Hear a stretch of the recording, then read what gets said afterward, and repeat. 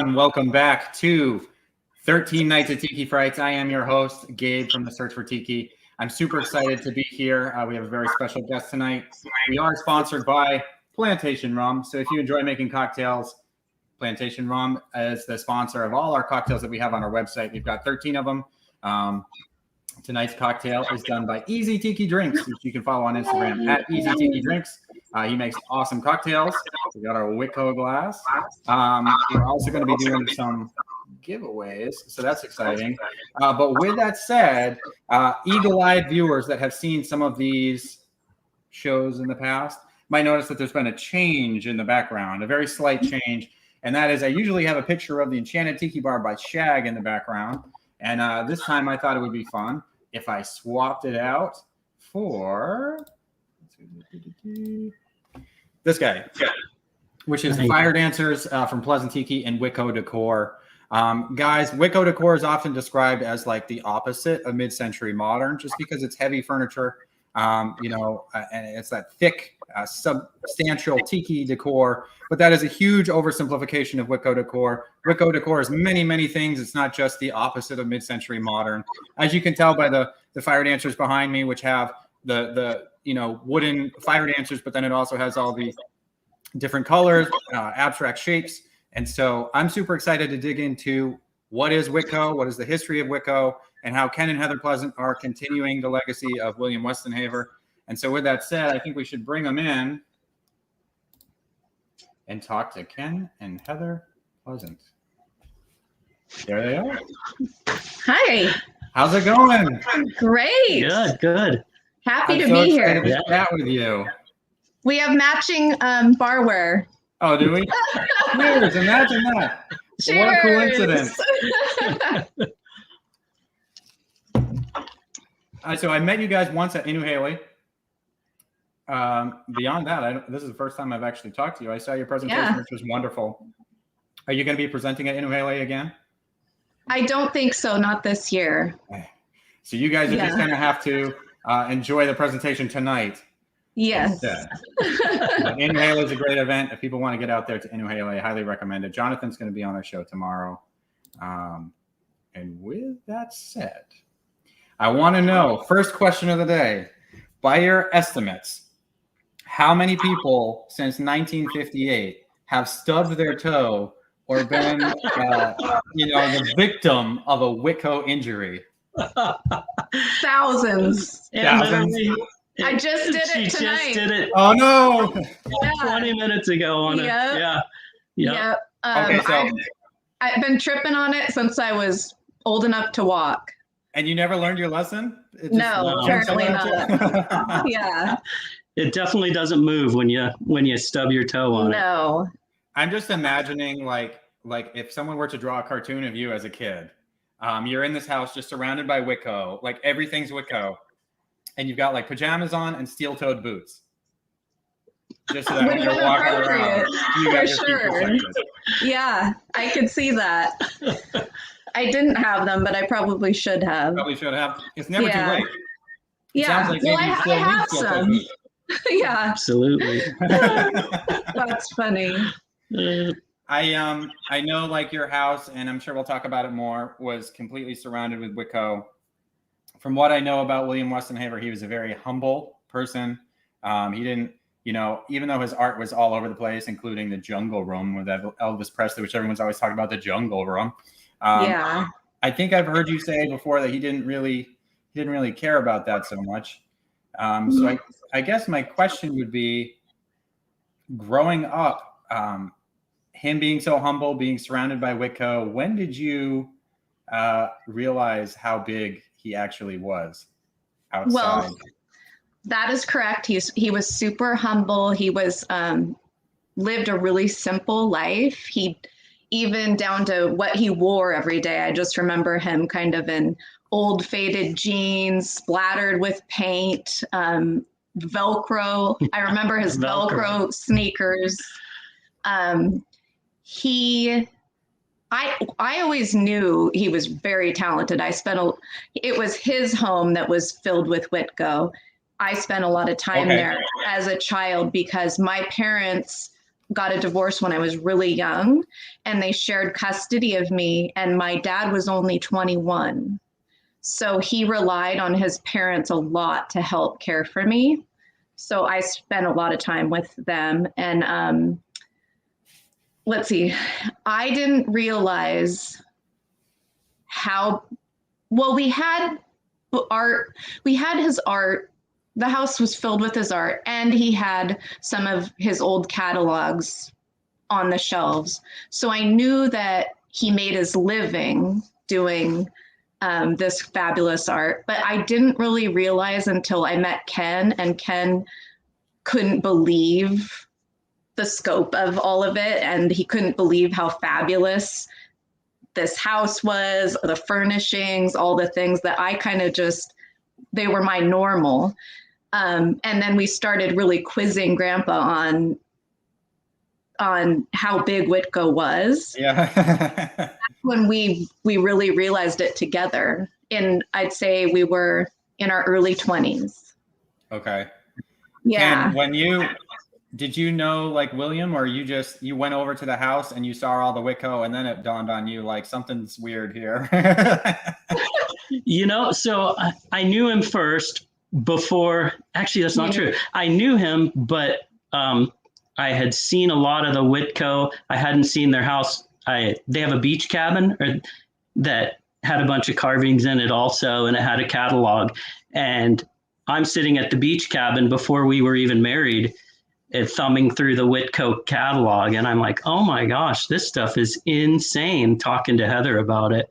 And so I guess that's when it dawned on me how amazing this stuff was. And then just going to their house and seeing it all, and it was amazing. And he built the cabin. So the cabin is like the cabin a wonky A-frame from the early 60s that was kind of decorated with the scraps from the factory. So if there were like extra pieces of trim, maybe a tiki face that had a knot hole or something, it would be up. He would put it up in the top of the A-frame, and we dug. It's been added onto like 3 times, so it's so crooked. You can tell an artist built it. An artist built it. Yeah. We actually lifted it up a couple summers ago, and part of the foundation were old Witco tiki carvings in logs that he just rolled under there to hold the house up. Oh my God. At what point is the carvings holding up the house worth more than the house? Yeah. They had seen a lot of water and seawater, so they were in pretty bad shape. We have a lot of pretty damaged artifacts because the Pacific Northwest is just rough. Yeah, it's rainy and it happens. Yeah, it's kind of like the charm of tikis, though. Yeah.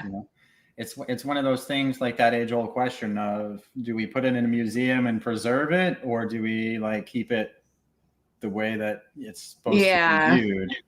I think there's a line where sometimes it's past the point. You can do it. Yeah. But we do our best to preserve what we can. This is in no ways a negative thing.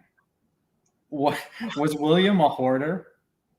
No, not at all. No, like could he get rid of his art, or was he like? No, you are not taking my tikis from him. Not his oil paintings. Not his oil paintings. He was a hoarder of his oil paintings. But other than that, he could get rid of anything. I think his carvings could go, but he had several art shows where he refused to sell any of his paintings. Did they have like prices on them? Oh yeah. In fact, we kind of were back and forth tonight because we had a big painting behind me that the frame was kind of falling apart, so we switched it out. But when I took it down, it's leaned up against another couch over there. Ken goes, this has the old price tag on the back of it. It has an old Westenhaver tag and the price of it. It's from 69 is when the painting's from. And I think it was $250. And you just wouldn't let it go. No. And my dad had it in his college dorm, and I've had it since I was in my early 20s. It's a beautiful painting. Maybe I'll drag it over here at the end of the interview. Did he paint like a particular thing? Like, was it tiki or was it Pacific Northwest or? He painted everything. I mean, he really did. Abstract, women, breasts. Yeah. Okay. The one we're talking about has like, I don't know how Lots many of boobs. boobs in it. Yeah. Yeah. Yeah. Was he, Abstract boobs. maybe a little too interested in like the surrealist art and like the French painters Yes, and he went back and he had his periods. Yeah, you did. okay. But yeah, he studied a lot of other artists, and he had an extensive library of that he drew upon, and he definitely went through phases. Did he get bored easily? Like when you look at his art, he's all over the map. Sometimes it's kind of hard to tell what's actually Witco because he does so many different styles, and they look like Witco, but Right. the cultural influences are very different. Is that just he had a lot of interest, or did he get bored quickly and just want to do something different? Both. Both. He never slowed down. He was one of those busybodies, and he didn't sit still, and he tried to keep ahead of the competition. Yeah. That's what he said. He says, as long as you keep making new cool stuff, the competition, you stay ahead of them, basically. I don't even know, like, how would you know what your competition was doing before the internet? Like, that sounds probably like a silly question, but I don't know, but he knew. We talked to him about it before he passed because Ken started carving 20 years ago. So Grandpa got to share a lot of Ken's time carving. And immediately people started copying Ken.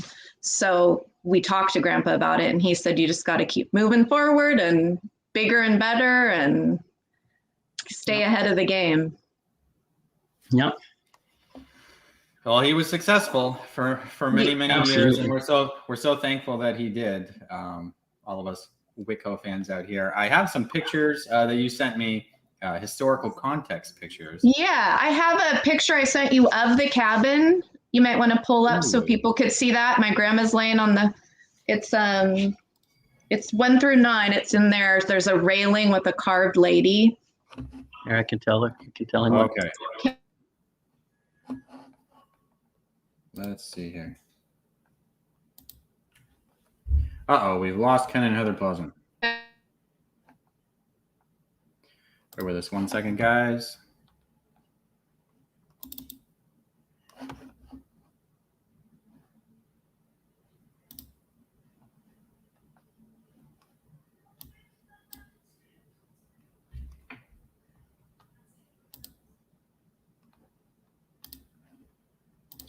Where'd you go? So they're probably backing out. There you are. Are we back? Hey, there you are. There you go. Sorry, I clicked on something and then the internet went bad on us, so I won't click on anything anymore. There's a picture of me climbing up I think it's number 9. the steps of the front of the cabin, and then there's a picture of my grandma in the front. I don't know. We might. Number 9 is the front. 9. Let's pull up number 9 then. And Ken, stick to the chainsaws. Yeah, computer is not my forte. This Okay. one? Yes, so that's the cabin my grandpa built. You can't see the top of the A-frame, but that's my grandma laying in the sun, and you can see that all the railings are carved, and we've got the ladies looking out at the water. There's some carved trim on the A-frame around the windows that came from the factory. And this is all custom carving. Yes. Are these Yeah. so the ladies? Are these ladies? The poles here flanking the deck. Are they pieces that would have been made and then were brought back? You know what I think they are is plays on custom work that he would have done, because he did a lot of custom bars and custom home installations, hotels, and a lot of those places had posts and railing. We actually the cabin still looks like that as far as the ladies go, but quite a few of them were pretty rotten, and Bill recarved them all, and I got to do all the fun burning and dirty work, and I carved the bottom part of them. So I got a little involved in redoing the new ones for the cabin a little bit. So it was pretty cool. Yeah. So most of those have been replaced. Where is this house now? Do you live there? No. We go there, though. It's on Guimas Island, which is a tiny island, about a 5-minute ferry ride out toward the San Juan Islands off of Anacortes, Washington, which is in the top Pacific Northwest corner of Washington State. I love it. I got some more. Let's go through these here. What's happening in this one? So that's a newspaper clipping that my grandma saved. And my grandpa is there on the right. He's holding up the bar of soap that was his very first tiki carving. He carved Big Joe from a bar of soap as the very first example of tiki that Witco Decor did. And Big Joe is what put Witco Decor on the map. He took Big Joe to a furniture and decor show in LA in 1958, and it was the hit of the show, and Witco Decor was just bonkers from then on. And it lasted the whole time Witco Decor lasted, basically. Yeah. Big Joe was in production the whole time. 20 years, it was one of the most popular carvings, yeah. Which is strange because you don't see them very often. Yeah. In good shape or just at all? At all. Halakahiki has one. We have one. Well, the place in Burlington has one. A hotel in Burlington that we just posted about, the Kakusa, they have one. Other than that, we haven't seen too many. One rotted into the ground that was sitting behind Bill's house, I remember. Yeah. So what's the story of the soap? Like, why was he carving soap as his initial tool? He didn't know how to chainsaw carve yet. He was from Southern California, and it's just not something that they did down there. He worked for a gas company after he finished his stint in World War II in the South Pacific. He went to LA Art School, and he was just painting and trying to find his niche where he fit in. And his cousin started Witco Decor up here, and they were an import company. They imported mosaics and art from South America, and Grandpa had the idea of doing carving and using cedar because it was such a cheap, readily available wood. Yep. And he wanted to carve, and so he learned how. And the soap was one of the first things. He was still in California when he carved the soap and sent them the prototype before he came up here and got very involved in the whole thing. Yeah. Do you have any idea how much time elapsed from him sending soap to now I live here and I'm doing this full time? Just a few months. It was a short period, yeah. Wasn't very long. It was early 1958 when they started the company, and he was up here by the spring, and he was the third partner. So for context, 1958, I believe, would have been 2 years after Oceanic Arts opened their doors. Mm-hmm. So this is kind of all happening at the same time. We have William carving his soap at the same time that Bob and Leroy are opening up Oceanic Arts. Yes. So that's pretty cool. I'm sure he saw tiki things around him in Southern California at that time, and brought that influence north. Not to mention that he was stationed in the South Pacific, so there was an influence there, and just the escapism and the enthrallment with the islands at the time. I went to Oceanic Arts. I've only been there one time, and met Bob and Leroy, and they said that they actually had a receipt where they had actually bought some Witco for their store at one point way back when.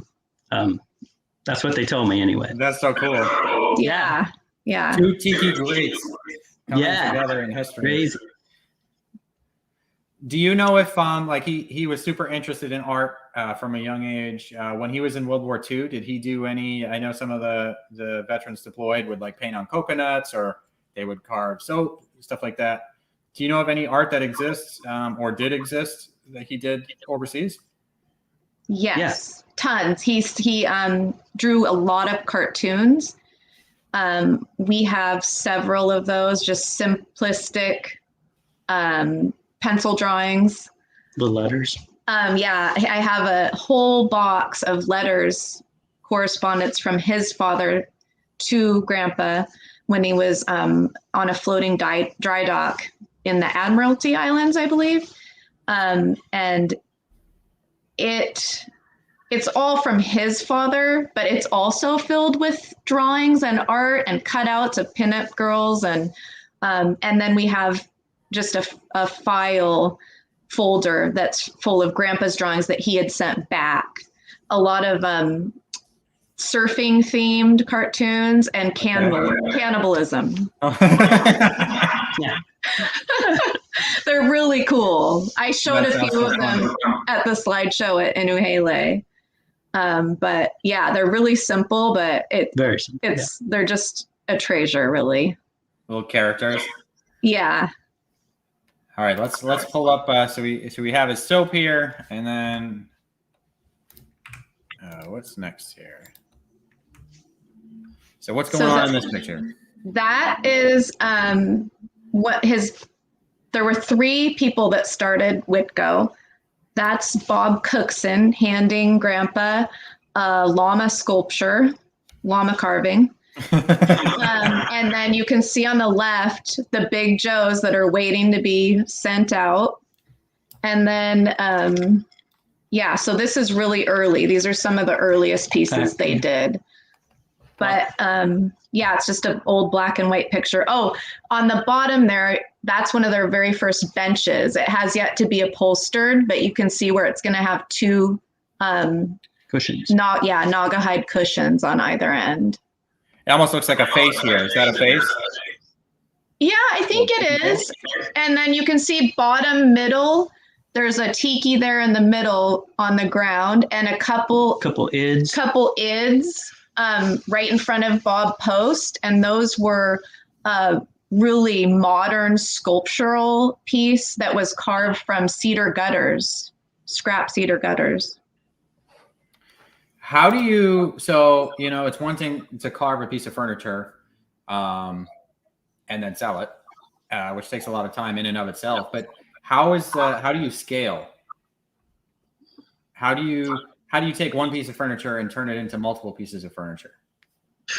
How did he do that? Yeah, with Witco, like how is it possible to he would make templates. And then he had carvers that did it all day long, and he would make the first carving, make a template, show them what to do, and then they would reproduce it all day long.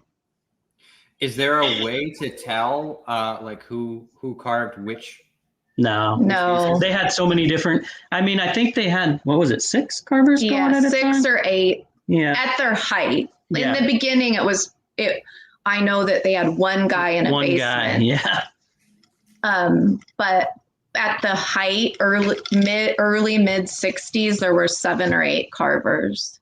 And that's why even though you'll find a piece that you recognize,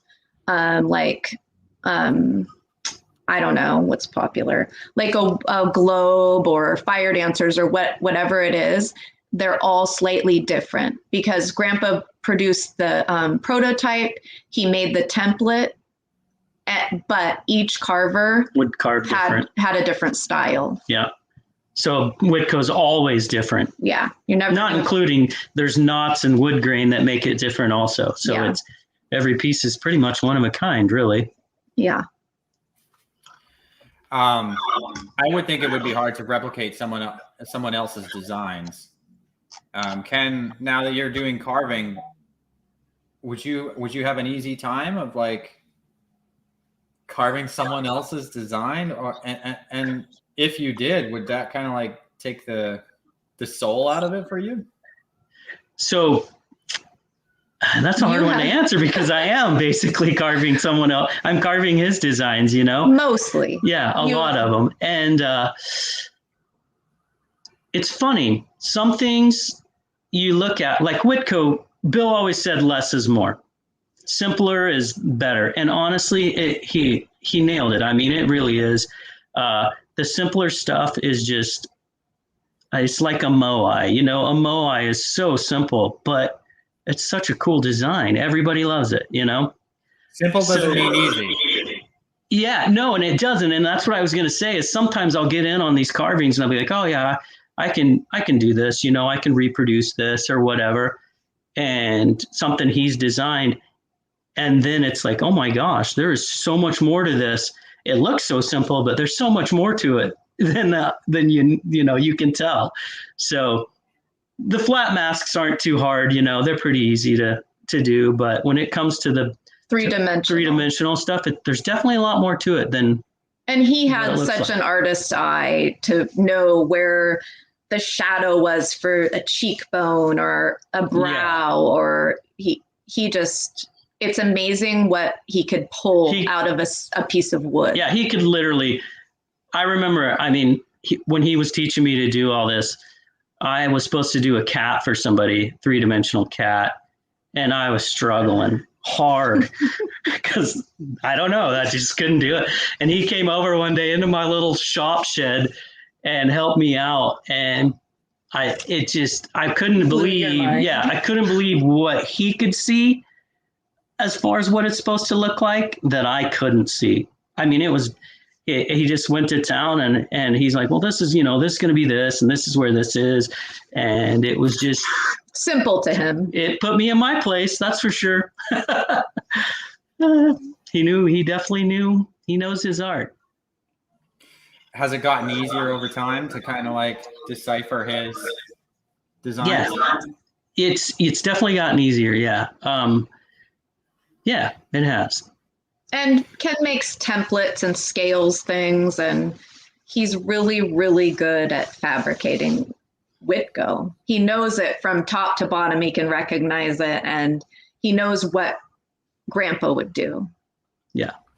I wouldn't be able to tell the difference except that it says Pleasant Tiki, you know, on the. Yeah. There's a difference, definitely. There's a difference. Yeah. His is more, I would call his more abstract, rounded, deeper, and not symmetrical. Whereas if I've got an eye bigger than another eye, or my nose is crooked, it drives me crazy. So mine's pretty symmetrical, and Bill it was just whatever, you know. So, and it worked perfect. Would you consider yourself a perfectionist, or are you like tossing some behind the scenes? Like, I don't want this out in the public. No, I'm tossing. I'm tossing stuff for sure. Yeah, We have a scrap pile. I might be too much of a perfectionist, I would say, because little things drive me nuts. We have a wall of shame out on the side of our shed. Yeah. So we keep the things. Sometimes. And sometimes we burn them in the fireplace. Yeah, sometimes we do. No! Heather, are you like the voice of reason? That's like, me? Ken, stop. Like, this is perfectly fine. You can sell this. We have to pay our rent. She definitely tries, but I tend to be pretty stubborn. I appreciate it, honestly. It's my grandfather. He was my favorite person on the planet, and to have someone that cares about it so deeply and wants to do it justice, it means a lot. So I let him be a perfectionist. Even in my wrapping and shipping, it takes me forever. Because I know how easy it is to ding up these things and scratch them, and just, so I don't know. That's fair. I mean, no pressure, but you are like making a monumental legacy come back. Yeah. Yeah. You know? Yeah. It's a big deal. Huge shoes to fill. Yeah. Where did so obviously they made these, you know, he would do this prototype, and then the carvers would carve based on the prototype. Where did the prototypes end up? Are any of those still around? That's interesting because I don't know if I even told Ken this. I was just with my dad the other day, and he said that all of the prototypes were bright orange. Really? And I vaguely remember us having a scrap pile at Grandma and Grandpa's. A lot of these carvings that ended up in the neighbor's yard to decorate were a weird orange color. So Grandpa would carve the original spray painted orange, and it would sit out by the carvers or in a shed or something if they had to pull it out to Reproduce it. to look at. And then he also made templates that they could use. So they would lay the template on whatever dimension wood it was and go from there. They also had a huge junk pile, basically, also that didn't quite make the cut. And local people tell us stories of actually going to their junk pile and pulling out Witco pieces and taking them home. So we just heard that last weekend. Last Friday, we went to 60th anniversary of a local hotel that has the Big Joe and a bench. And there were an older couple there that he told a story of going to the junk pile, and he still has a carving. He says it's his good luck carving, and he rubs it every time he goes through the front door. Any chance it's bright orange? He didn't say. Well, no. So basically, I'm assuming, just like me at the company, if they had a huge crack in something that looked like the arm was going to fall off or something, they probably put it in the junk pile, or it did. Or when you're carving with a chainsaw, a lot of times you'll knock off a piece of cedar because it's so easy to crack and break. I know that they would burn through some stuff and be like, okay, this is okay, but I'm sure they had stuff that they just couldn't sell. So they would just put it in the junk pile, and people, I guess, were free to come take it. Do you think they were free to come take it, knowing William, or do you think it was like the rebel-rousing teenagers that would sneak over there in the night? I honestly think they were free to take it. I don't know. This guy that told us the story is a well-known business owner in our community, not that type of guy at all. So. Okay. Yeah. I don't know. People do some crazy things when it comes to Witco. They do. All right, keep this rolling here. All right. What do we got going in this one? I just thought this was really cute because they're they're matchy. That's Hashtag my matchy. That's Grandpa Bill and my grandma Pat on one of their trips to Hawaii. And I tried to convince Ken to wear orange with me tonight. He kind of did it, but yellow. I just thought that was really cute because they really lived that lifestyle. And Did he go back pretty much like every year, or was it few and far between? They went a lot. I think he pulled a lot of inspiration from the islands, and I know that he went there to get textiles, because you know how a lot of the bars have top-up pattern backgrounds, and there's a lot of textiles from the South Pacific, and that he did that. But he brought his family too, kind of combination business pleasure. Tax write-off. Yes, exactly. Go to the islands. Yes. Yep. Eileen wants to know, where can I visit this junk pile? I imagine that junk pile is gone, but we have established that somewhere Ken has his own junk pile. I do, like you say. We have to say, Tiki with Ray's dug through the Tiki with pile. Ray's got a few junk. So maybe you guys can hit him up, see if he'll give some of the junk pile away. One of them was terrible. I don't know why he took it. I don't know. One man's trash is another man's treasure. Yeah. So this is me at the cabin at about 2 or 3 years old. You can see everything's kind of weathered, and there's scraps. That's a leftover stool there in the background. I can't remember what the title is, but obviously it's missing the cushion. But they still appreciate it enough to put it in the yard for an art piece. And this is, you can't see it in the photo, but this was right before you stubbed your toe. Yes, Tell them the it story. was. Yes, Yeah. absolutely. I'm sure of it. This is some of my family, my aunt and uncle at the local. There were 2 local gallery Witco showrooms, and I think this is the one in Mount Vernon, probably circa 1971, from the art that's hanging on the wall. Yep. Did most people, like, how did people buy Witco? Was it mostly done through catalogs? Was it done through the showrooms? I would say it's mostly done through the showrooms. Yes, and private furniture stores would go to the showrooms and order collections to bring out into smaller communities. Grandpa focused mostly on the Midwest and the East Coast. Yeah. And that's why you'll find most. Way more. Yeah, way more. Florida? Yeah, Florida. East Coast is just very good for finding Witco, actually, compared to right around here even. Yeah. I mean, we're right by where we're 25 minutes away from where the original factory was, and they find more on the East Coast, I feel like. Especially Florida. Yeah, Florida's very good.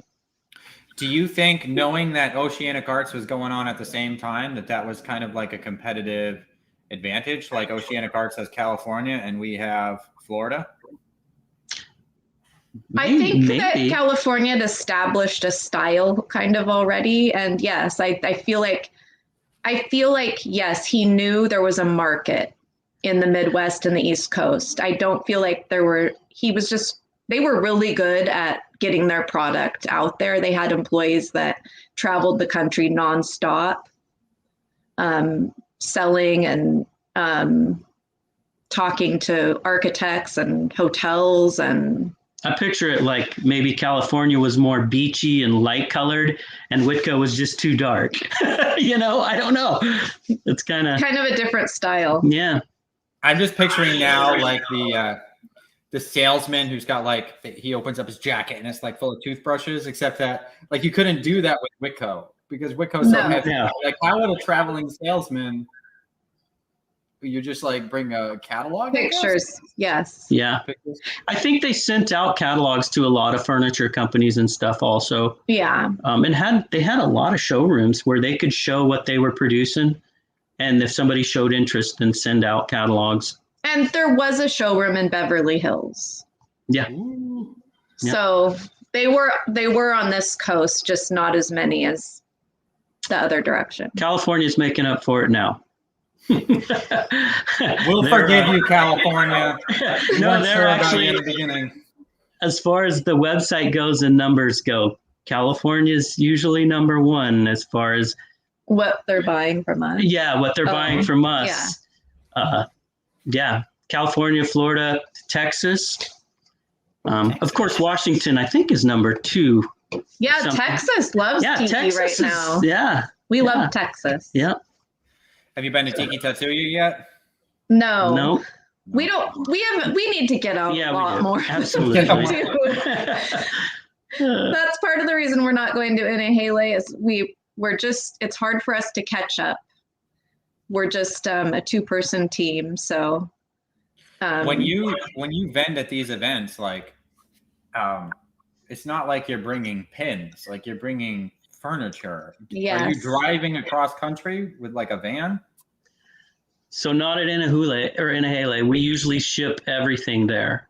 But if it's in California, we've done a few in California. We bring a van. Well, yeah, we drive a van.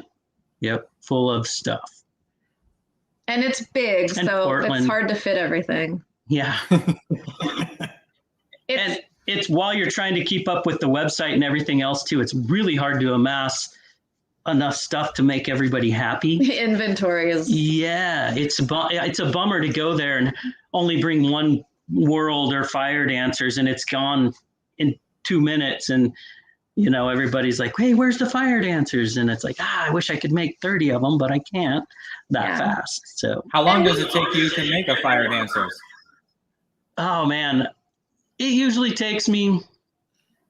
It's a lot of applications. There's It's like there's a lot of, because I'm painting it all and letting it dry and doing stuff. So and the frame you make. yeah, frame, paint it, carving, days? Yeah, it usually takes probably 3 days total to get it all done. And then, I mean, then shipping, they're huge. You know, I mean, you have yours. They're big and they take a lot of time to wrap and ship correctly. And we're doing all that. I don't know if I'm not sure what our future is as far as that goes. But we need a shipping department. Yeah, but I'm picky. I'm always trying to convince my mom. I don't know if she'll watch this video, but you know, with the tiki mugs, I'm always trying to get my mom to come down and be in my shipping department. And so far, no such luck. So get on my mom.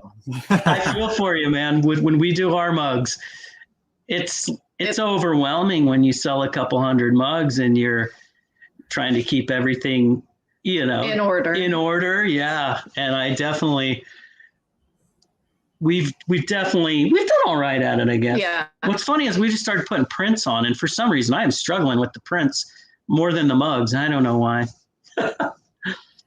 Yeah, it's really hard to become, and I think like the more that you have to ship out, like the less appealing it is, because you just put it off and put it off and put it off. This is one of those things where, like, complete side tangent, when people are complaining about pre-orders, like, there are valid reasons to complain about pre-orders. For me in particular, why I do pre-orders is because I live in an apartment. And if I have 500 mugs show up and none of them are sold, maybe I'll be single. I don't know.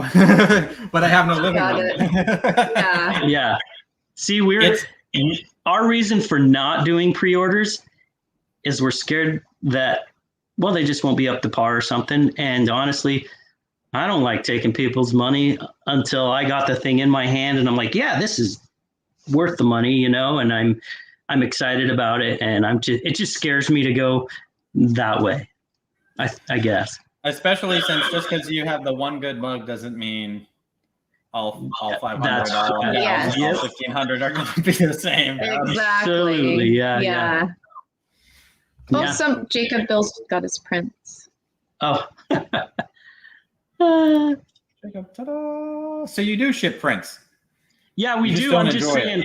No, well, I'm saying I've messed up the prints more than I've track of them. Yeah, because I'm just struggling. They're too similar. They're similar, and then I mess up the numbers. This one poor guy, I've messed up 2 times in a row now, and it's terrible. And we forgive you. This looks like one of those catalogs we were talking about. Yes, it is. And the reason I sent that is because that's what my grandparents' bed looked like when I was growing up. And we still have the side tables and the bench, and it's upholstered with, that was called chinchilla, and it was a high pile faux fur. And Grandma Pat recovered it with flowery fabric. Yeah, the headboard, but it has chinchilla on it. It just needs it's under the flowers. Yeah. I don't know, like, this is beautiful. Don't get me wrong. I don't know if I could sleep in this bed. Why? Well, because this right here. What? This face. I think that would scare me. Like, sleeping knowing that I have this thing looking at me. Yeah. It's exotic. It is exotic. It's beautiful. But when the lights go out and you're going to sleep, they're still looking at you. And we got this one here.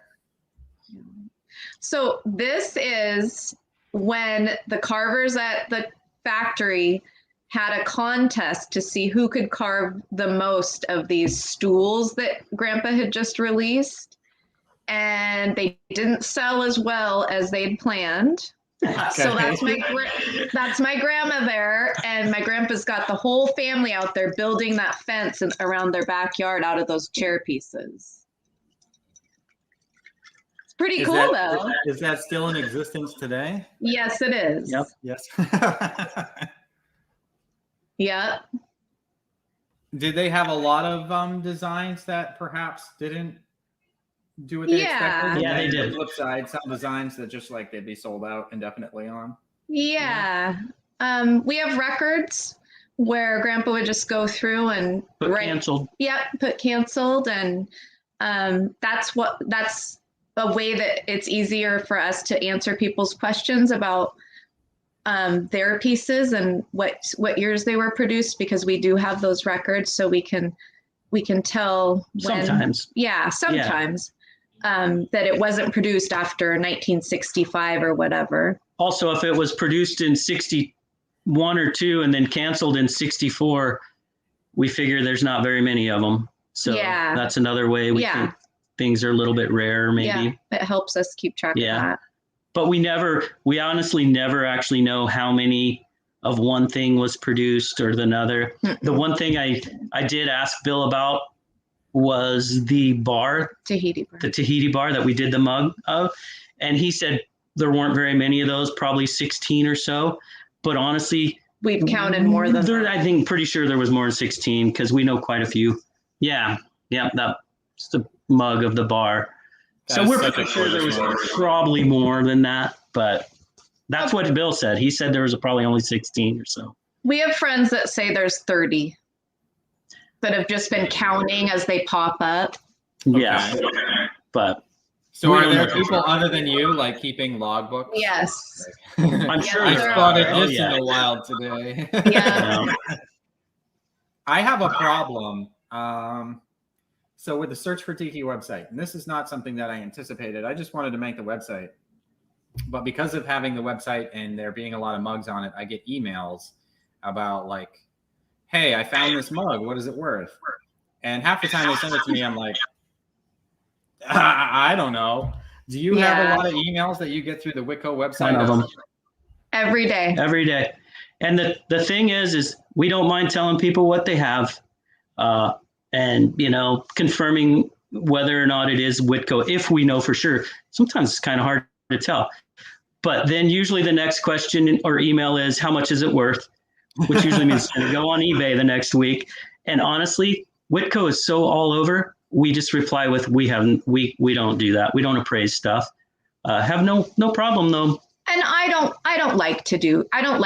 even if I do know, I don't like to appraise because I like to help people that want to keep it in their collection. And I don't even mind confirming it for people who are going to sell it. It's just, I don't know what it's worth, because one day a world can go for 4,000 and the next day it can go for 2,000. So how do you know what, it's all over. It's all about finding the right buyer. Yeah, absolutely. That's the other thing. Like eBay, that does have an auction option. Mm-hmm. You don't need to know the value. You just list it at auction. Yeah, eBay used to be so fun when it was auctions, because that's where I started selling my carvings in 2002, and it was a blast. The last 2 minutes were so fun, but it's changed a little these days. I haven't sold on eBay in years. But I'm actually thinking about if I can keep up and catch up with everything else I got. I wouldn't mind putting a thing or two on eBay just to, little custom work. Yeah, maybe. We try not to do custom one-offs too much, because we love reproducing this stuff, and if you make a one-off of everything you make, you kind of put yourself in a corner with nothing to make of it. It's a lot of work to start do a new one. project. So yeah. That's another problem I have with the Search for Tiki, because all these mug makers think they're, cool, and they're going to release a mug in 50 different glazes. And now I have to upload their same mug 50 different times. Yeah. Yep. We've actually done a few different glazes on mugs. We usually try to do a couple different, just because it's so hard. It does make them special. It's so hard it takes so long to get mugs produced, and it's just, there's so much involved that it's almost easier to do a different glaze. And I like different glazes. Yeah. I think everyone does, except for me, for the only reason that I have to then add them to a website. Yeah, exactly. I know. I see it as work. Absolutely. Yeah. And your website is phenomenal, by the way. Thank you very much. Yeah. Witco kind of has a history of some customization, though. in terms of their furniture, like what was the extent of customization though? Was it like a couple of color choices, or was it like people could pick fabrics? Yep. It was color choices, fabric choices, a lot of stuff they would do on backgrounds and off backgrounds. Framed, yeah. Yeah. Framed or unframed. Like this family right here behind us, we've seen this for years and years on a framed background with cloth. I don't know. He kept a lot of the same carvings early on, and then he'd modify them depending on what the style was.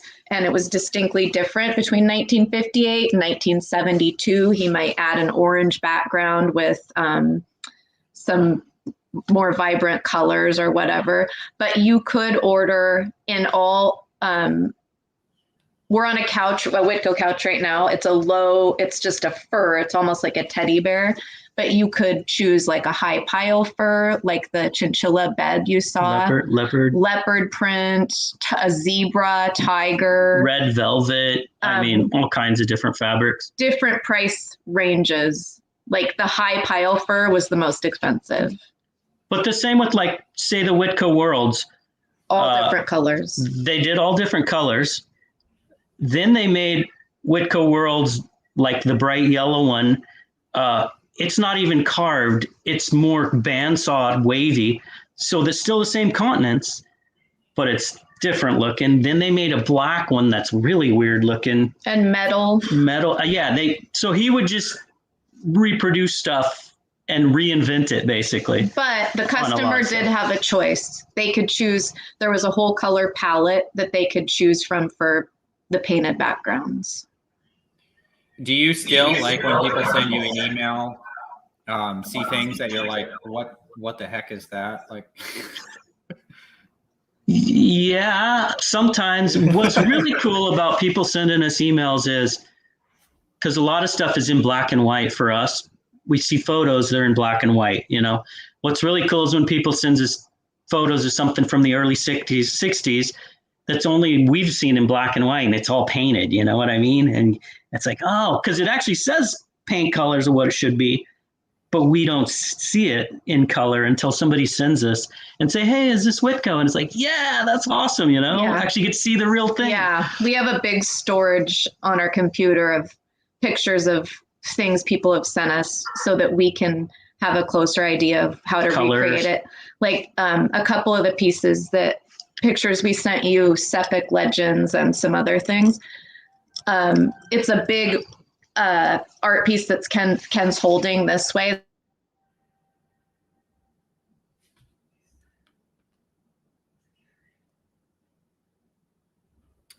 we lost them. We lost them, guys. But with that said, while we wait for them to come back, I think we should do a giveaway because we are getting on almost an hour now and we haven't done a giveaway. So we got the Black Lagoon Rum has designed this swizzle stick. And we're going to give that away. We're also going to give away a pin, which is this ghost.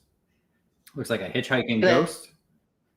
And we're going to do a quick giveaway. So the question a carved, it's called Sepic House Legends. And we didn't.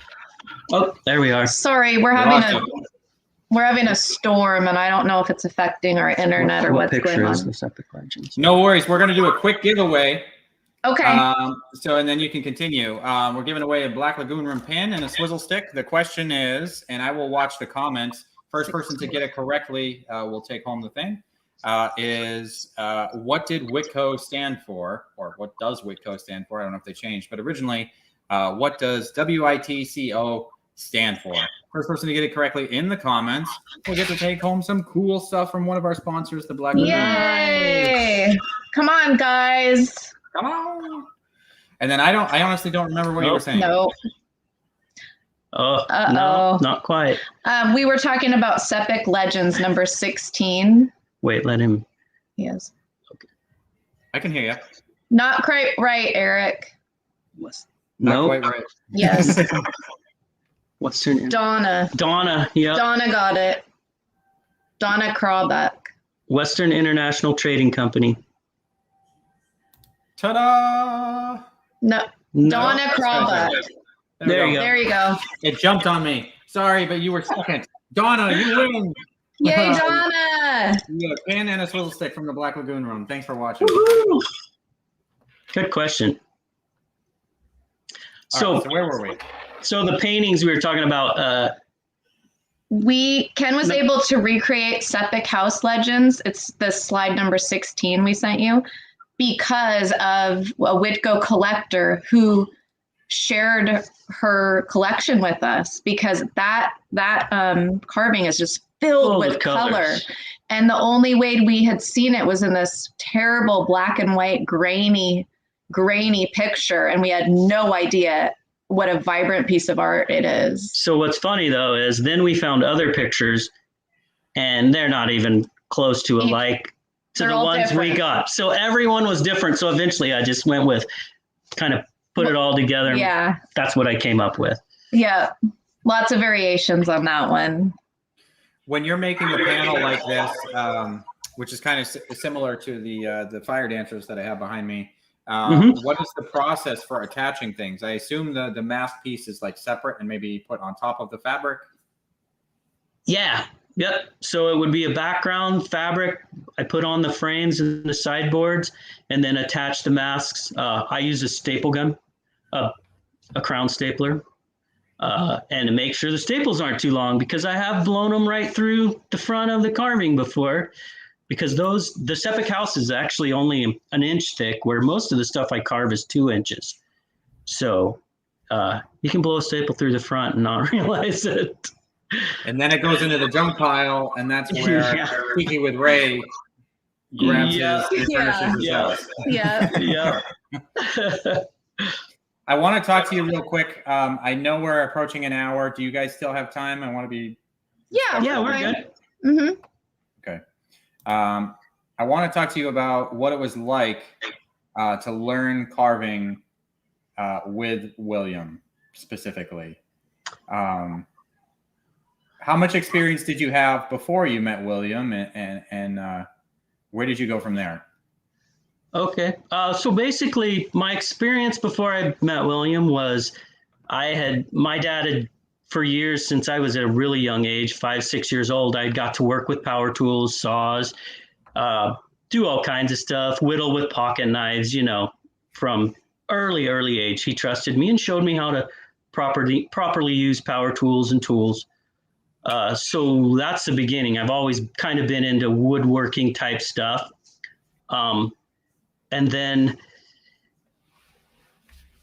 basically, you carved a firewood. Yeah, carved a piece of firewood because I had seen a how-to carve thing from Grandpa Bill, and I told him about it. And I told him I really screwed it up pretty bad. So he's like, well, if you're interested in learning how to carve, I'll be more than happy to help you out. And so one day I went over there, he invited me over, go out to his little shed. He grabs a piece of wood and he draws up a quick tiki mask on it. We go cut it out on the bandsaw. And we go out to his little shed, and he's got the old school Witco chainsaw. Weighs about, I don't know how many pounds. Yeah, it's an old all metal electric chainsaw. And he's got it hanging on the pulley system, just like Witco Decor. And we put that mask down, and he starts carving one side of it, and he's giving me pointers, telling me what to do. He can tell I'm nervous. Really nervous, yeah. So he would carve a little bit, and he'd give me some pointers, and then he'd sit and he'd watch me for not long at all. And then he'd walk off and, go talk to Pat or whatever. And he'd come back and give me some more pointers. And I think he just knew that it was better to tell somebody something and then let them be on their own and figure out what the chainsaw is going to do and what you're doing. And we done that quite often, actually, for a while, and went from masks to full round tikis. And then from there, eventually I got the hang of it pretty well. And then I would go home and carve and bring him stuff and show him. And he'd say, well, you need to carve deeper. Carve deeper was the biggest thing he always said to me. Carve deeper and less is more. That was pretty much what his main words were for me. So luckily, like I say, I got to share, oh man, I don't know, I got to share at least 18 years, 17 years of carving and showing him stuff, and him showing me and telling me too.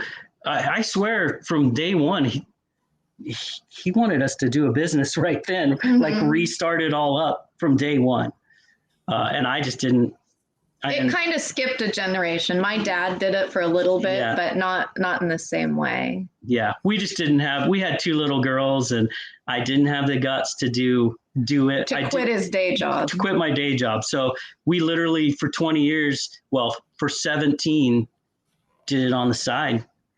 Was our side gig until our kids moved out. Yeah, kids moved out, got them through a couple years of college, and quit my job.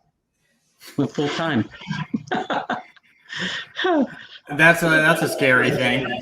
Yeah, we thought we might just be eating beans and rice, but we thought, well, if it's just us, we can handle it. But we didn't want to put the kids through it. Yeah. But it worked out just fine. It's working out great. Yeah.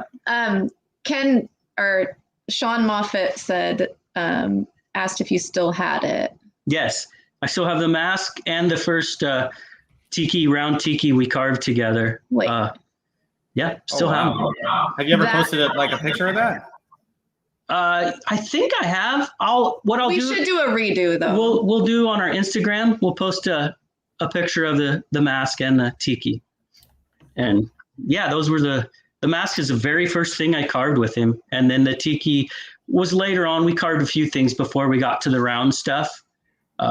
That picture you just showed of Ken holding a tiki next to Grandpa, that's at the cabin. And I know Ken brought that over just to show him because he was pretty proud of his progress, because that was pretty early on. Yeah, that was probably within, I would say, a year of starting. Yeah. And so he really got better quickly. And I know we went over to visit Grandpa and he brought that because he wanted him to see it. Yeah. When he said carve deeper, is it just a visual thing, or is it more like tattoos where the line work is so important because over time the colors start to fade, and without that line work, you're not going to see the same design. So does the deeper help the tiki survive outside? Carving deeper gives it more dimension. It's kind of like a router. If you're using a router for masks and stuff, you only go so deep, and it's all that deep. If you're using a chainsaw, you can go a lot deeper, and you can round the edges over more and definitely give it more shape. Honestly, Witco was way better at it than me. I still could go deeper and make everything rounder. But there's this fine line to where if you go too deep and too round, stuff starts breaking. Because the cedar's so breakable and so thin. If you've got a really deep line and it's just scary to me. But that's part of the reason Witco, we use custom milled wood, big, thick wood. And that's part of the secret of Witco too.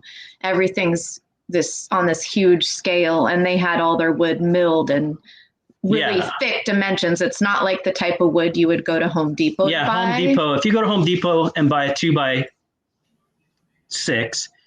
it's usually 1.5 inches by 5.5, I believe. Whereas if I buy a 2x6 from the guy at the mill, I get a full 2-inch thick by 6-inch. And other big dimensions. Yeah, and 6x6 is 12 by 12s are an arm and a leg, basically. Refinance a house for 12x12s. In cedar these days. It's crazy. Was the wood chosen specifically for its properties, or because it was readily available in the location that Witco was? Readily. I think both. Yeah, probably both. It's a soft wood. It's easier to carve. And back then they did not use cedar as much, especially the big grain stuff, because for building it wasn't great because it was so big grained and it would break easier. So they wanted cheap. Yeah, they wanted straight grained fir and good stuff. So cedar was kind of not as good. Garbage wood. Yeah. Yeah. When you're carving these Witco tikis or whatever, does the wood have warning signs, like when you're stressing it too much? knot holes. Yeah, there's knots and stuff. You know what's funny is a lot of times I'll be cutting my wood down to blanks, like a 4 foot or 2 foot blank. And it's odd, but I'll cut it across and it'll snap and pop. Like there's pressure, it's bending one way and you cut it and you can hear it snap and pop and take pressure away or whatever. But there's definitely, while I'm carving, if there's a knot or, I mean, there's always checks and cracks. It's wood, it's gonna do that.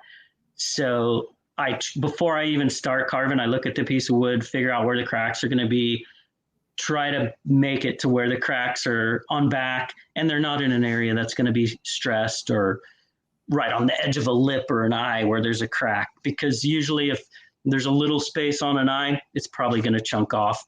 So, yeah. Are you the guy that, like, when you're sourcing your wood, you're in the store, like, feeling it I'm not over? in the store. I'm at the guy that cuts its house for me. And I go through whatever he's cut. And if I don't like it, I don't take it. And he understands. I can't, if there's wormholes in it or something or waning where there's a bunch of bark on the edges, I just can't, it messes me up. And he, like I say, he understands. So, well, if you know it's not going to go well, it's not worth putting 10 hours of your time into something that's just going to. Yeah, absolutely. Yep. Exactly. Yep. And then sometimes I'll take deals just because wood is so expensive. If he's got some that's not up to par, I'll buy it he'll sell it to me for cheaper. You know what I mean? Which I don't mind doing because I can cut it down to my own size, whatever I want it. For the smaller carvings, wood panels or whatnot. Yep. That's at the cabin. Look at that young face. Yeah, I was very young there. We can't see his shoes, though. The picture's cut off. They were probably rubber boots in this situation. Yeah, probably. Looks kind of rainy. That never happens in Washington. I heard it hasn't happened recently. It is pouring right now. It's been pouring for a couple days. Oh, really?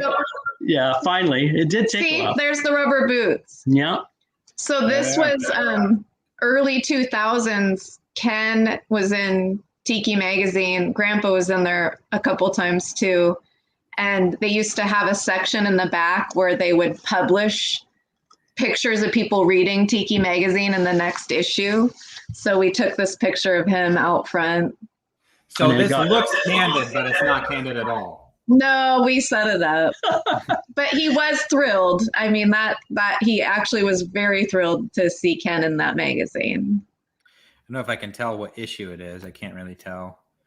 But Tiki magazine, I believe, was written by Otto, right? From Tiki Oasis. I think he wrote some articles in it, but it was no. From Nick, or here we have one. I'll get it.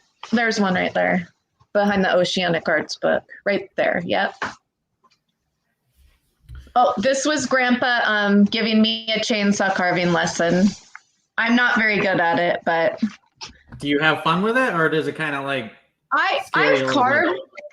I do have fun with it, and I've carved several pieces, but it's a lot of work. It's harder physically than I want to do every day.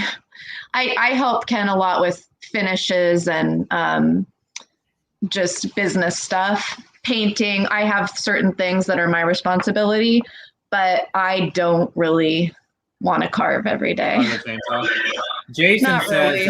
I'm thinking of Tiki News. So maybe that's what. Yeah. Yes, so you were. Nick Camara was the publisher and editor of Tiki magazine. Yeah.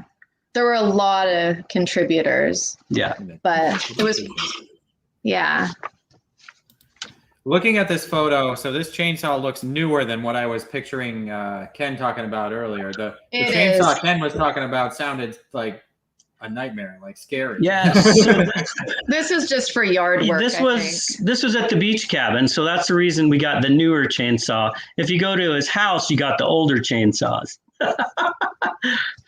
When he brought you out there to do the carving, did you look at the chainsaw and you were like, I don't know about this, but we'll wing it? You know what's funny is I didn't even think about I just considered it part of his business, and he knew exactly what he was doing. So it didn't even dawn on me how old of a chainsaw we were using. I don't know why. It just didn't. When I had first tried it, of course, I used a little gas chainsaw at my own house that didn't go well the first time. So yeah, I didn't even think about it really. I kind You're a braver soul than I. Yeah, I kind of thought the pulley system and stuff was odd. But it made sense. But it did make sense. So heavy. Absolutely. It made sense and it worked. I could see you could totally get used to it. And honestly, it would probably help. Me, I would do well with the pulley. Yeah, it would help. And it would also probably help you be more stable. Because when you're trying to cut a perfectly round circle or whatever, or it's just hard, you can wiggle around and cut too deep. And I would think the pulley system might help you be more stable. The saw I have now is a cordless chainsaw, a little steel cordless, and it's light. Basically, the hardest part is probably sanding and stuff. Just bending over gets to your back quite a bit. But the chainsaw is usually the easier part. You made a comment earlier about burning the wood being the dirty work.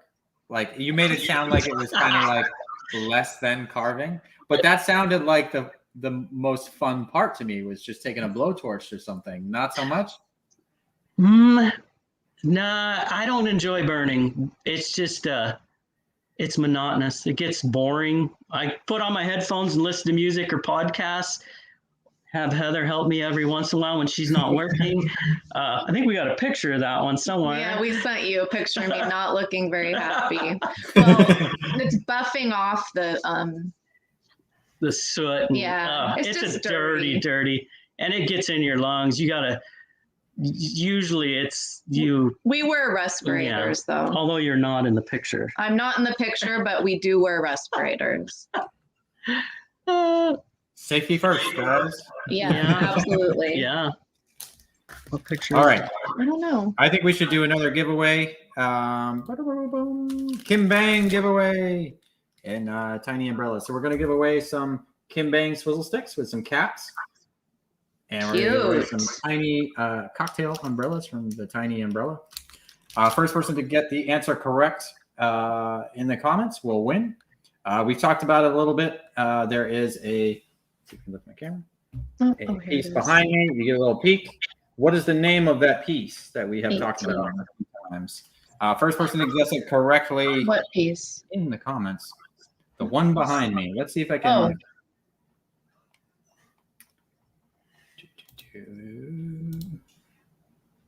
I did not. Jason got it. Oh yeah, Jason T. Smith got it. Jason was quick.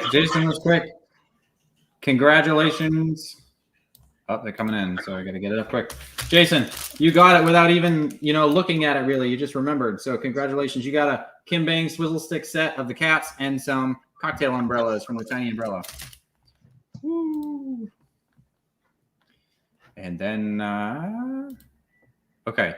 I would love to talk to you quickly about some of the stuff that you're doing today.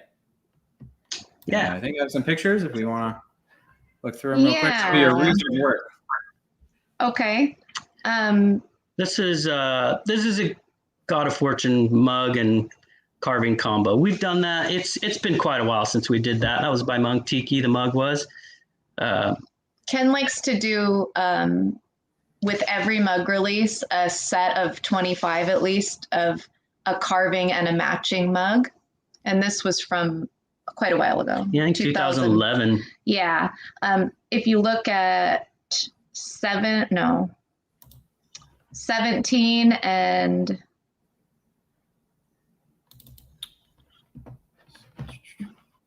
B17B.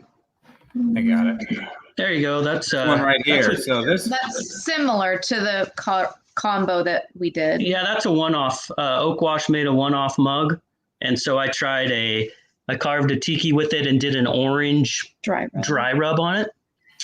So that was a 1-of-1, but then we ended up doing 25 carvings and 25 mugs in a brown glaze instead of this bone wash glaze. Slide 18 shows me working on all the carvings on the. This is Heather out in the yard. doing the fun work. So there I am. Yeah, very excited about it. Looking so thrilled. Yes. So that's part of the group of the 25 that Ken did, which turned out fabulously. And those have sold out at this point, right? Yes, they've sold out. We kept a couple extra just to make sure there wasn't any breakage, and eventually there's people that have signed up on the website, and I will put them live when I get them finished, and there'll be, I believe, 2 eventually. And everything on our website, if it's sold out, you can sign up next to it, and when it's back in stock, you'll receive an email. Unfortunately, some things take me forever to get back in stock. The swag lamp is just very complicated, and it's I got a lot of people waiting on it, and I really need to make some. So slide 25 and 26 we'll be adding soon. We did these are Ken's interpretations of some of Grandpa's original art, and he did some for an auction at Trader Vic's. Yeah, the green one is that looks amazing. I love that. Yeah, that's a William Westenhaver design right there. And then the orange one, which is the 26. Number 26 is a little one-off I did. Yeah. So that's my own design off of William's design. And those, we'll be adding those both soon. And then I believe where's the art show piece? Oh, yeah. Number 21 and 22 are also come from that type of carving. But except that one is based on Kanaloa, god of the underworld. Yeah, with the Hawaiian petroglyph type thing. Did he include any notes with like the blueprints and stuff that he left behind, or is it kind of like a? So he would talk to me about stuff, but he did write Ken some notes. He wrote me notes and stuff and told me how to cut my wood to save money and this and that. But as far as templates go, we have some. Unfortunately, we didn't get a lot of really cool ones. Yeah. I'm assuming they got burned or destroyed or whatever. Mm-hmm. That was for an art show at Tiki. One was Tiki Con, the other one was Tiki Oasis. Yeah, that was Tiki Con, and the other one was Tiki Oasis. Number 35 is a vintage picture of Grandpa's lamp. That's gorgeous. And, Ken does those. A remake. It's not quite as gorgeous as what he did. Number 36 is Ken's, and is it on the website or?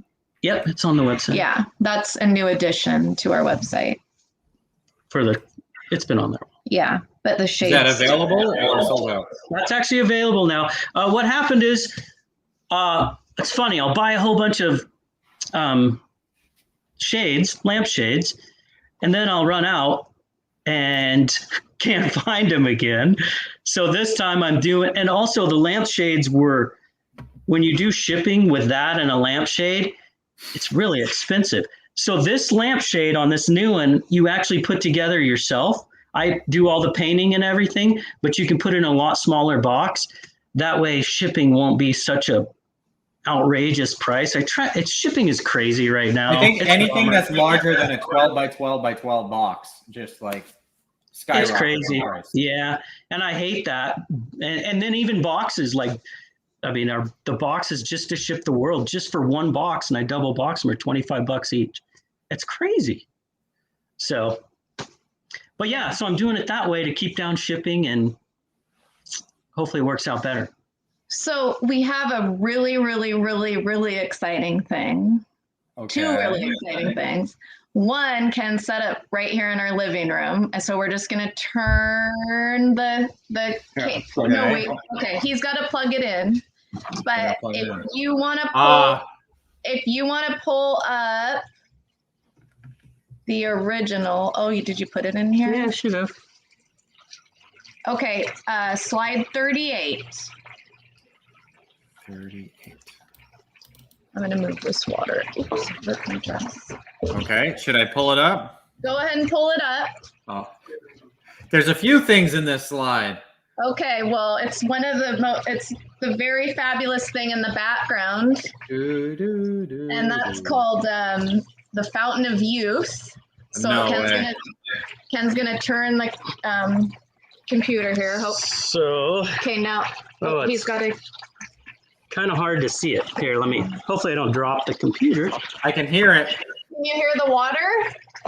So we got the fountain built to scale, and it is an Wow. absolute nightmare to build. I'll tell you that. Anyway, it hasn't shipped out yet, so we get to enjoy it in our living room for a little bit. Doing some Is that a one-off, or are there going to be more of those? There'll be more. There'll be more. Oh, unfortunately, they are going to be really expensive because it is honestly, if you see a original Witco fountain for a couple grand or $3,000 or whatever, I'd buy it because these are hard. They just take forever. I don't know if you saw the bowl, but just the bowl, the bottom bowl, you can just see it there. That's what dimension is that? That's 4x12. That's a 4x12. How do you even carve a bowl like that? It's difficult. And getting a 4x12 cedar is outrageously expensive. And then that's the big, well, the tiki itself is a 8x8. Yeah. And then the arms attached to it. And there's just so many moving parts. And then to get the water to actually, it's wooden bowls to drain correctly and work correctly, it just takes a long time. It really does. But it That's turned absolutely gorgeous. It's super It cool. is. I'm really happy with it. We love it. Yeah. So here's a like a little bit of a tangent of something that I'm not sure a lot of people are aware of. This is, so we showed the mug earlier. This is the Mainlander. the Mainlander fountain, Yep. right? Which you turned into your mug. Did you call it the Polynesian fountain mug? That's what It it's is. originally called. Yes. It's really originally a Polynesian fountain. Mainlander is just a restaurant. Yep. Yeah, so that's what I kind of wanted to talk to you about, just because there's this history, not just with Witco, but also Oceanic Arts, of this idea that you buy a carving, right, and then you bring it to your establishment, and now all of a sudden people recognize your establishment by this carving, and the next thing you know, like it's on your menu, Yeah. and everybody recognizes it as the Mainlander fountain, even though that's not really what it was. Do you know, like, did a lot of and I don't mean to single out the Mainlander, but those designs ended up all over the place on menus everywhere. Were these like contractual agreements, or were these just people capitalizing on the designs? Yeah. Yeah. Yep. Yep. There was lots of that. And Bill, he tried to keep up on it, but sometimes you just can't keep up. People are going to do what people do. It's one of those weird things where I guess it gives you publicity, but at the same time, it does. But at the same time, yeah. Say you're doing like right now for us, we're doing mugs and everything else, and it's somebody else does a mug and a knockoff of a Witco design. Then it's like, well, here's our mug. I don't know.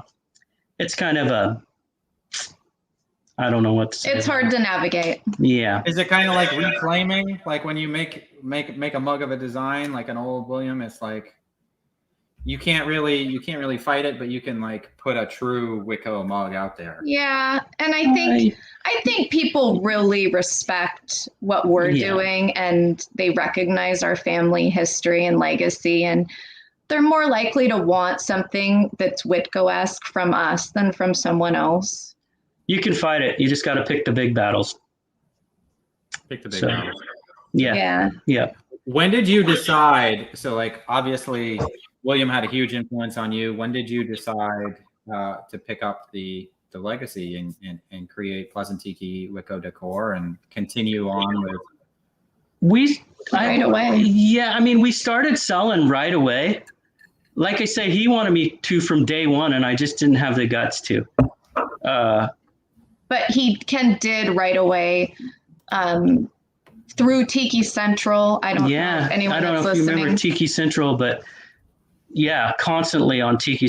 Tiki Central is like Facebook today, I guess. You're on there every day, reading all the new stuff, seeing who's carving what, posting what you're selling or your eBay ads or whatever. And it's where everyone that liked Tiki in the early 2000s gathered. Yeah. And right away, he started rebuilding the legacy and sharing stories about learning to carve from Grandpa. And then so it's in 2006, Humu built a website for me.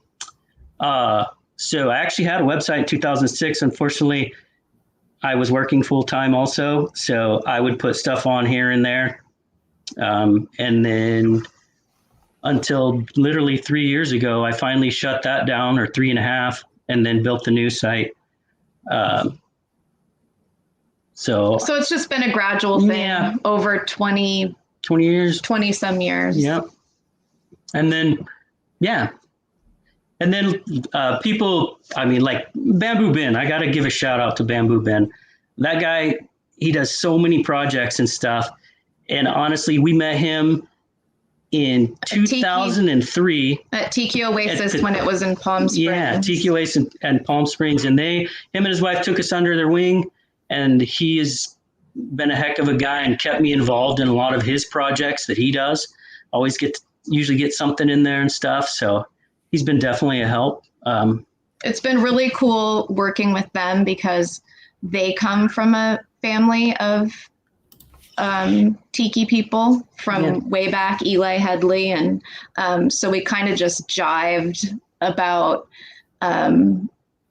keeping that legacy alive and Tiki history. We kind of understood each other's perspective, and that was really, really cool for us when we first got into doing Tiki for part of our living. Yeah. He's doing kind of a similar thing where he's bringing back some of Eli's older designs as mugs, which is cool. Yes. Yep. Yeah. Yep. You recently did, let's pull this one up. Yeah. This beautiful specimen of furniture. So I'm probably not going to do 25 bars to go with a mug for that. I thought about doing maybe a face or the Tiki on the side to do 25 mugs with, but I don't know. Would you carve one? Yeah. Like the end guy maybe or something to do the bar mug. Yeah. So no, I mean just for yourself. Oh, you know what? That thing is insane. That's one of those where there are so many moving pieces to that bar. Like, it's not necessarily moving, but there's a lot of pieces put together on that bar. Okay. And it's a lot of, for me to build it for myself, just wood alone, I don't even know how much it would cost me just for the wood alone. But that's why we made it into a mug. We knew that everyone just adored that bar. So we wanted, and we knew there weren't very many. So we thought we should make a mug so that everyone could have one if they wanted to. And we'd like to give one of those mugs away. If we could do that, you could ask another question and we can give, we have this guy in the faded orange. Pull up there you go. This is the one, right? Yeah, that's the one we have. It's really cool. It's got a Witco Decor emblem on the back, and it's fully stocked with all the liquor bottles. And that is an absolutely gorgeous mug. You can see all the liquor bottles in the back. You got the Witco Decor sign here. Yeah, we're really, really proud of this mug. It's a bowl, actually. It holds a lot of booze. Yes, it does. And that was made by Tiki Imports? Tiki Imports, yes. Absolutely stunning. I don't know. What should our question be? No, put you on the spot. We should have thought of something. Oh, gosh. I can't think of anything difficult. You didn't have any more questions? Something we already mentioned, maybe? I do, but it's a question of, am I that confident in the answer? Because I don't want to ask a question. Well, you. But you know what? I do. Can it be an easy question? Sure. Sure.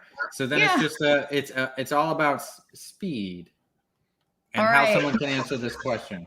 So the question is, we'll actually do the 13 Nights of Tiki Frights question. This is not the first year we've done 13 Nights of Tiki Frights. It is what year of 13 Nights of Tiki Frights? And whoever gets the question correct in the comments will get to take home this absolutely ridiculously stunning cocktail mug. Tahiti bar bowl. Tahiti bar bowl. Yeah. Joe, and I do see that we do have the correct answer. Maybe we can get it wrong.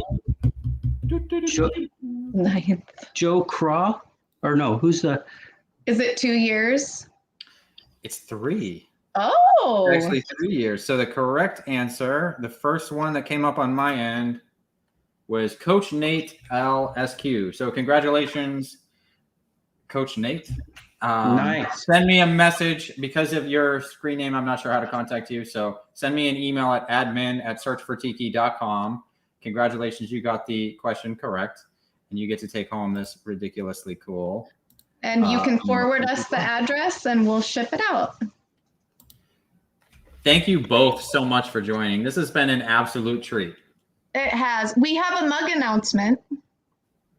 Ooh. Okay.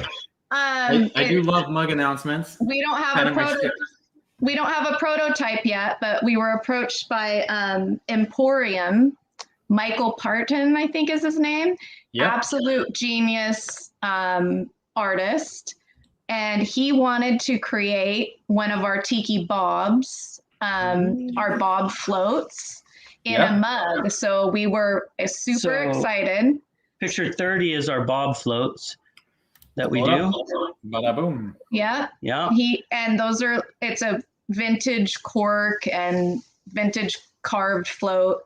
And then 31 is the first mock-up that we received from him. It's a little bit different than what we're going for, but slide 31 is his computer image. We just have to build the anticipation for the people watching.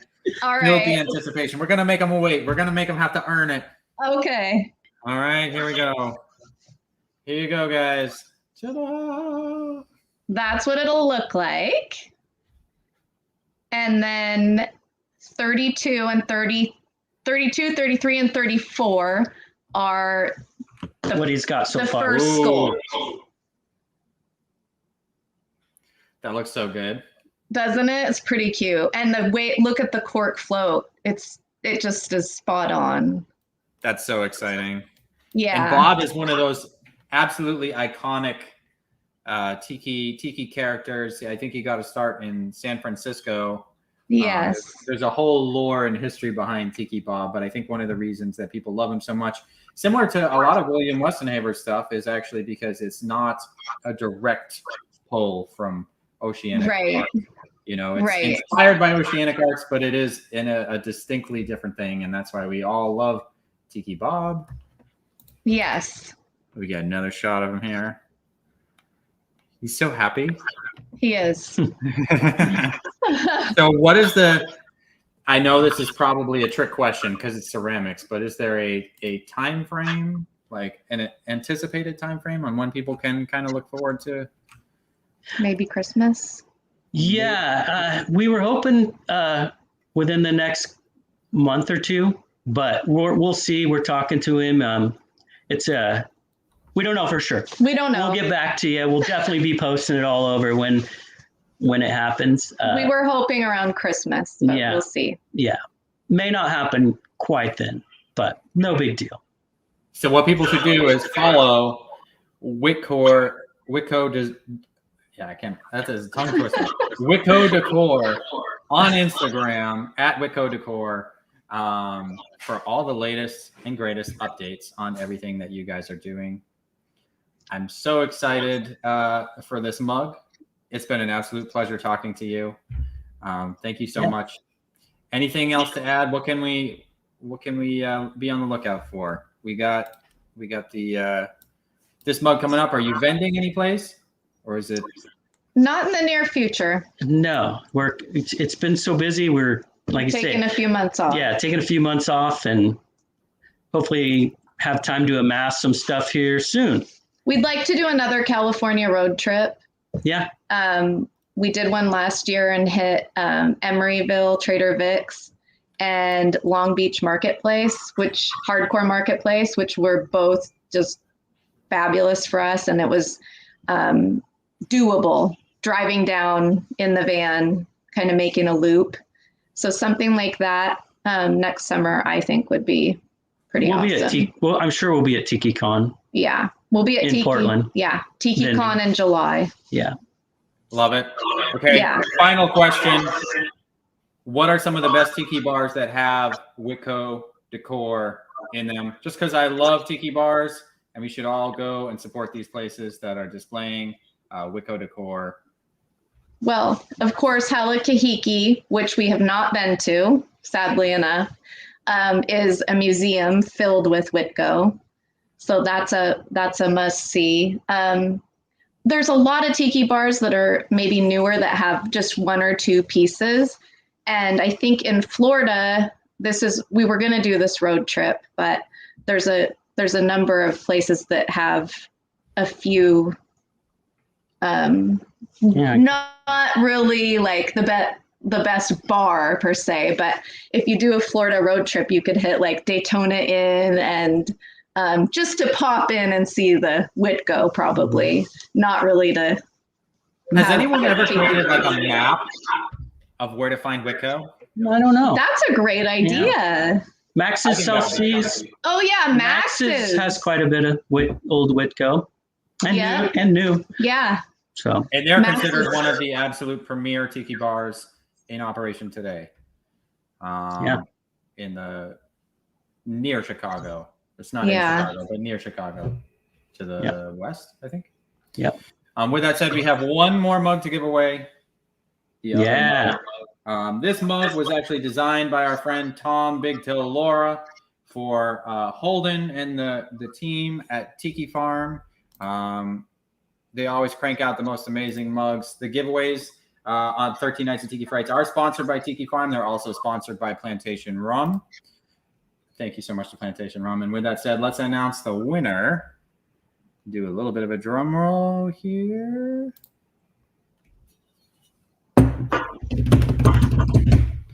And the winner is Craig Goodsell. I hope I said that name right. But congratulations, Craig. You have won the other Vandalized by Faust, designed by Tom McCullough. Cool. Nice. Tiki Farm. And with that said, Ken, Heather, it's been an absolute joy. Thank you so much for joining us. Thank you to all the viewers for tuning in and commenting along and supporting 13 Nights of Tiki Frights, supporting our tiki artists. Follow Witco Design on Instagram for updates. And guys, we'll see you tomorrow night. We're talking with Jonathan Chaffin of Horror and Clay and Yanu Haley. Nice. Thanks, guys. Bye. Have a good night.